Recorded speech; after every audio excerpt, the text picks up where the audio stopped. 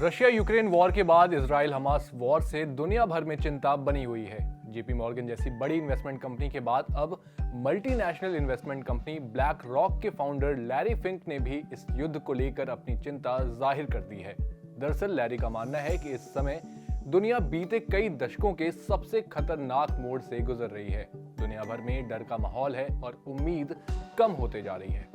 दुनिया के सबसे बड़े एसेट मैनेजमेंट फंड की कमान संभालने वाले लैरी फिंक 9.43 ट्रिलियन डॉलर यानी करीब 78 लाख करोड़ मैनेज करते हैं, जो अमेरिका की कुल जीडीपी का लगभग आधा है और भारत और कई अन्य देशों की जीडीपी से कई गुना ज्यादा है।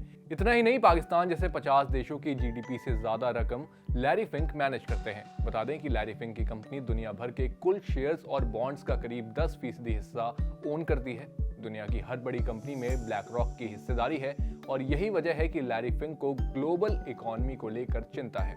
साथ ही आपको बता दें कि मनी कंट्रोल की एक रिपोर्ट के अनुसार लैरी फिंक ने कहा कि रूस और यूक्रेन और हमास और इजराइल युद्ध ने दुनिया को अलग तरह के भविष्य की तरफ धकेल दिया है। उन्होंने कहा, हमारी जिंदगी पर सबसे ज्यादा असर जियोपॉलिटिकल रिस्क का पड़ता है।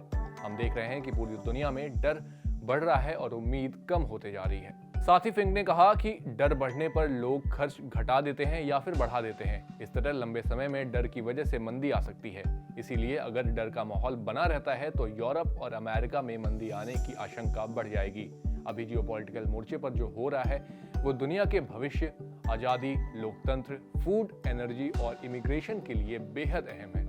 वहीं लैरी फिंक के अलावा कुछ समय पहले जेपी मॉर्गन के हेड जेमी डिमॉन ने भी कहा कि दुनिया बीते कई दशकों के सबसे खतरनाक मोड़ से गुजर रही है।